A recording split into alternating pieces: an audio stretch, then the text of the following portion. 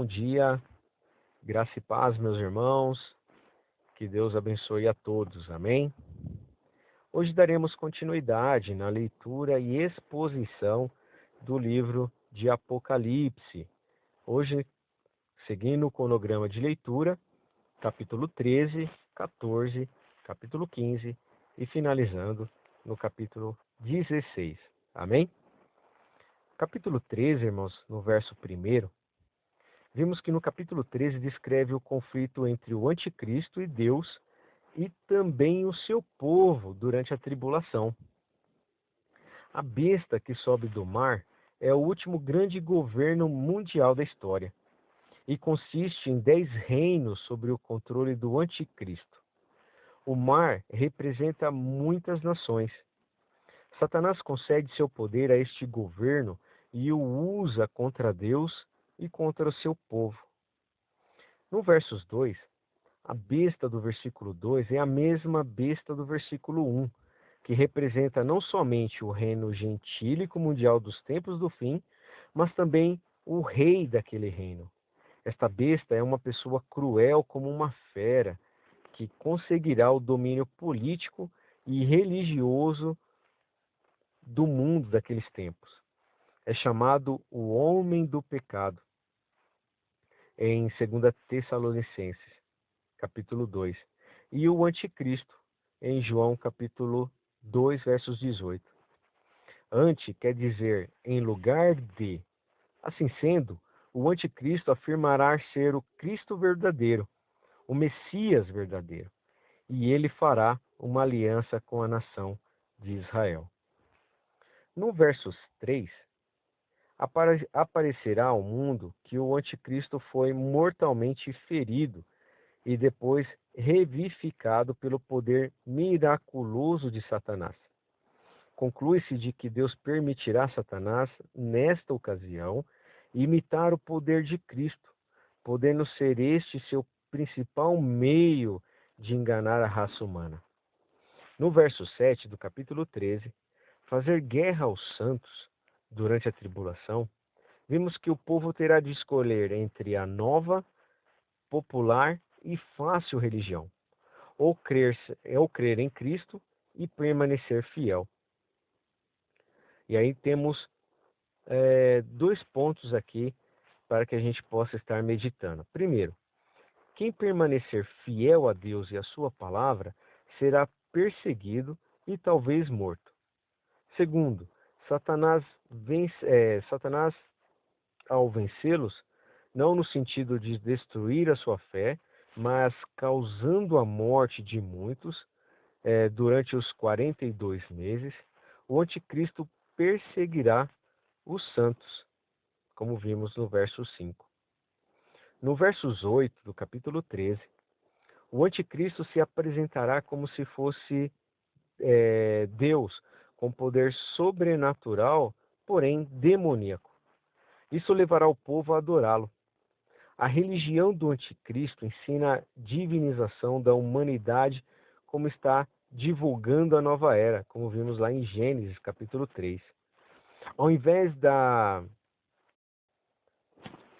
verdade de que Cristo Deus se tornou homem, o anticristo propaga a mentira de que, nele mesmo, a humanidade é parte de Deus. Atualmente, irmãos, a nova era já enfatiza claramente a doutrina do anticristo, sem dúvida preparando as massas para a aceitação posterior e final dessa doutrina. Continuando no versos 8, a morte redentora de Cristo pela salvação da humanidade foi determinada por Deus desde o início da criação do mundo.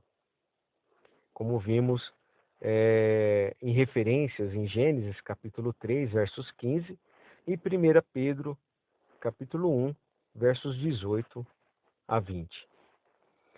Versos 11 do capítulo 3. Esta outra besta ajudará a primeira a preparar o mundo para adorar o anticristo e a enganar a humanidade mediante a operação de grandes milagres. Esta outra besta trata-se do falso profeta, Uma imagem do anticristo será colocada no templo de Deus.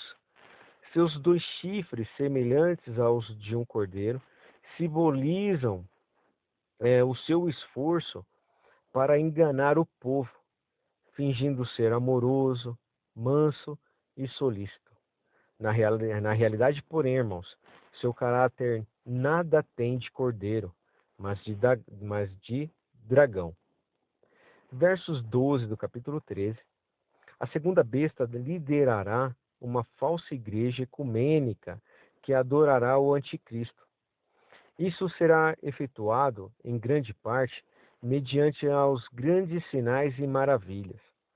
Sua atuação, em certos aspectos, será uma imitação do ministério sobrenatural do Espírito Santo. Versos 15. Será baixado um decreto ordenando a morte de todos que se recusarem a adorar o governante mundial e a sua imagem. Em outras palavras, muitos que resistirem ao anticristo e permanecerem fiéis a Jesus, selarão sua fé com suas vidas. Versos 16. O anticristo procurará obter o total controle econômico do mundo. Todo mundo será obrigado a adorá-lo e a receber um sinal na mão ou na testa, a fim de poder comprar ou vender, identificando assim os adeptos dessa religião mundial do anticristo. Quem recusar aceitar o sinal será procurado para ser morto. Versos 18 do capítulo 13. No Apocalipse, o anticristo tem um nome, a besta, mas ele também tem um número, que é o 666. Muitos comentaristas, das Escrituras estão de acordo que, nas Escrituras, 6 é o número do homem e 3 é o número de Deus. Sendo assim, 3 vezes 6 deve referir-se a um homem que se apresenta como se fosse Deus, assim como os imperadores romanos e muitos outros. Antes e depois deles, o anticristo julga-se um Deus. Capítulo 14 de Apocalipse, versos 1. Apocalipse 14 e 15 introduzem os julgamentos de Apocalipse 16 e 18 e revelam uma recompensa reservada aos que perseveram na fé em Jesus. O capítulo 14 começa descrevendo uma cena de 144 mil cristãos proeminentes que apareceram e que aparecem no céu perto do Cordeiro. Certamente representam os mais consagrados e fiéis do povo de Deus de todos os tempos, que desfrutam de graça e posição especiais no céu. A cifra de 144 mil não significa que o número deles é restrito a esse total. Qualquer cristão pode passar a pertencer a este grupo mediante a fé, o amor e ao serviço devotado a Deus. No versos 4, a expressão "não estamos contaminados com mulheres". Essa expressão, irmãos, tem sentido espiritual. Os 144 mil permaneceram puros, recusando-se a conformar com o sistema mundial ímpio, ou a pertencer à igreja apóstata dos últimos dias. Note aqui, irmãos, o caráter dos que estarão perto de Cristo no céu. Eles estarão separados do mundo e da igreja apóstata, eles seguirão a Cristo, eles se dedicarão a Deus e a Cristo, e não falarão mentira, e também são moralmente inculpáveis. São santos. Verso 6 do capítulo 14. Durante a segunda metade da tribulação, o Evangelho de Cristo será proclamado por um anjo, ou anjos, ao mundo inteiro, advertindo-o com clareza e poder. É um alerta, irmãos, à humanidade para temer a Deus, dar-lhe glórias e adorá-lo, e não ao anticristo. Versos 8 do capítulo 14. Babilônia aqui, irmãos, representa o sistema político, religioso e comercial do mundo inteiro nos tempos do fim. Temos aqui, irmãos, a predição da sua queda, como vimos aí mais para frente também nos capítulos 17 e capítulo 18. Versos 9 do capítulo 14.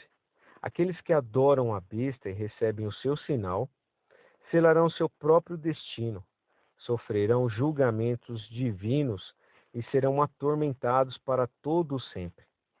A advertência é dirigida aos incrédulos e aos santos que serão tentados a negar a sua fé ante o grande perigo do martírio. Versos 12. O destino dos seguidores da besta é terrível, irmãos.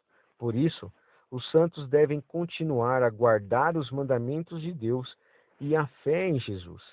Por causa da sua lealdade a Cristo, provavelmente serão mortos.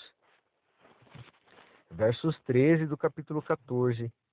Os que morrerem pela fé em Cristo durante a tribulação são especialmente abençoados. São libertos da perseguição, dos suplícios e do tormento e estarão com Cristo. Entre os versos 14 a 16, esse alguém como filho do homem é uma figura de Cristo, como estando pronto para lançar a foice do julgamento, num mundo já maduro na iniquidade. Os versículos 14 a 16 são como eu posso dizer, irmãos, uma antivisão dos eventos de Apocalipse, capítulo 16 e também capítulo 19. Nos versos 19 do capítulo 14, nos tempos bíblicos, as uvas eram colocadas numa grande gamela e pisadas a pés para a extração do vinho. No Antigo Testamento, pisar as uvas era uma figura da execução da ira divina contra os ímpios. Na ocasião da volta de Cristo, depois da tribulação, os incrédulos serão reunidos e julgados no vale de Josafá, e depois executados. E finalizando o capítulo 14, no versos 20, uma grande matança ocorre nos últimos dias da tribulação. Trata-se da batalha de Armagedon. E aqui temos uma antevisão dela. Capítulo 15, a partir do versos 1. Estas pragas, irmãos, são os julgamentos divinos finais sobre a terra, durante a tribulação. São os julgamentos contidos nas 7 salvas de ouro, descrito no capítulo 16. Essas salvas ou taças podem ser o desdobrar do julgamento da 7ª trombeta, como vimos em Apocalipse capítulo 11, versos 15. No versos 2 do capítulo 15, em pé numa superfície de cristal, vemos aqui que os que não abandonaram a sua fé em Cristo, ao serem perseguidos, ameaçados ou mortos pelo anticristo. O tabernáculo do testemunho, no verso 5, vimos que João viu no céu um templo semelhante ao tabernáculo do Antigo Testamento, que continha os 10 mandamentos. Isso significa que os julgamentos da tribulação são o resultado da repulsa de Deus ao pecado e da rejeição pelos homens da palavra divina. Versos 7 e 8 do capítulo 15, e assim finalizando o capítulo 15. Este será o último dos julgamentos divinos contra o mundo ímpio, antes do reino de Cristo. O fato de que ninguém poderá entrar no templo de Deus enquanto não terminarem as pragas, significa que ninguém poderá interceder para interromper os juízos que Deus decretou. Deus decretou o justo juízo do pecado, que será completo e sem misericórdia. Capítulo 16, a partir do verso 1, começa agora, irmãos, o derramamento das 7 taças da ira de Deus antes da volta pessoal de Cristo à Terra. Uma grande guerra mundial ocorrerá perto do fim desses julgamentos. Esses julgamentos serão mais intensos e mais severos do que os anteriores. No verso 3, o mar fica tão contaminado que toda criatura vivente dentro dele morre, e a sua cor poluída parece sangue. O mesmo ocorre também às fontes e aos rios. No verso 7, aqueles que questionam a justiça de Deus nos seus juízos não compreendem o mal hediondo do pecado, nem a intensa ira de Deus contra ele. Um Deus santo e justo por natureza opõe-se ao mal e o castiga. No versos 9, uma grande onda de calor se espalhará por toda a terra, de modo tão insuportável, irmãos, que as pessoas blasfemarão contra Deus. Seus corações de tão endurecidos recusam-se a arrepender-se. Compare isso, irmãos, com a condição sublime do que os que estão no céu, dos quais está escrito: nem o sol, nem calma alguma cairá sobre eles. Apocalipse capítulo 7, versos 16. Versos 10 do capítulo 16, a quinta taça começa a lançar em confusão o domínio mundial do anticristo. Esse julgamento específico, irmãos, é centralizado no seu quartel-geral e nos seus seguidores. Versos 11, no meio do terrível julgamento divino, homens e mulheres optarão por viver no pecado e por persistir na sua rebelião contra a justiça. O arrependimento é o único ato que pode interromper os julgamentos divinos, mas se recusam a fazê-lo. Versos 12, trata-se das nações do Oriente que, impulsionada por forças satânicas, participarão de um grande conflito, a saber, a guerra do Armagedon. O sexto anjo prepara o caminho para a guerra final da presente era, secando o rio Eufrates para deixar os exércitos do Oriente aproximarem-se de Israel. E aí temos uma referência muito interessante em Isaías capítulo 11, versos 15, que dá um melhor entendimento no versículo citado. No versos 13 do capítulo 16, vimos aí as rãs. Esses espíritos imundos são demônios que operam milagres e assim enganam as nações para apoiarem o mal. O pecado e o anticristo, o dragão é o mesmo Satanás e a besta equivale ao anticristo. Versos 14 do capítulo 16. Durante a tribulação, os governantes das nações ficarão endemoniados, enganados por Satanás através de seus milagres. Urdirão um plano louco para lançar o mundo inteiro num grande holocausto. E finalizando o capítulo 16, no versos 16, Armagedon, localizada no centro-norte da Palestina, significa Vale do Megido. Será o ponto central da batalha. Naquele grande dia do Deus Todo-Poderoso, como vimos no verso 14 do capítulo 16. Essa guerra, irmão, será travada perto do fim da tribulação e acabará quando Cristo voltar para destruir os ímpios, para libertar o seu povo e para inaugurar o seu reino messiânico. Note aqui, irmãos, os seguintes fatos no tocante a este evento. Primeiro, os profetas do Antigo Testamento profetizaram o evento. E aqui nós temos referências interessantíssimas, irmãos, que é Deuteronômio, capítulo 32, versos 43, Jeremias, capítulo 25, versos 31, e Zacarias, capítulo 14, versos de 2 a 5. Um segundo ponto, irmãos, é que Satanás e os seus demônios reunirão muitas nações sob a direção do anticristo, a fim de guerrearem contra Deus, contra seus exércitos, contra seu povo, para destruir Jerusalém. Embora o ponto central esteja na terra de Israel, o evento do Armagedon envolverá a totalidade do mundo. E aqui temos uma outra referência em Jeremias, capítulo 25, entre os versos 29 a 38.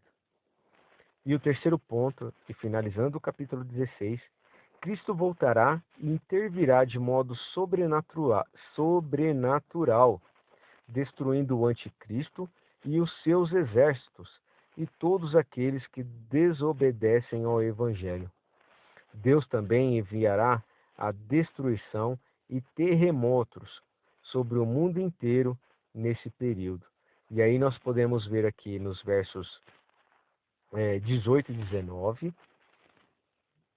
do capítulo anterior, e também Jeremias, capítulo 25, dos versos 29 a 33. Amém? E nos versos 19, aí vemos falar sobre a grande Babilônia. Amém, irmãos? E com isso nós finalizamos a leitura e exposição do livro de Apocalipse, conforme o cronograma do dia de hoje. Que Deus os abençoe, dê aos irmãos uma excelente leitura e meditação e também entendimento através e por meio do Espírito Santo de Deus. Um forte abraço, meus irmãos, e até amanhã, se Deus assim permitir. Amém? Fiquem com Deus.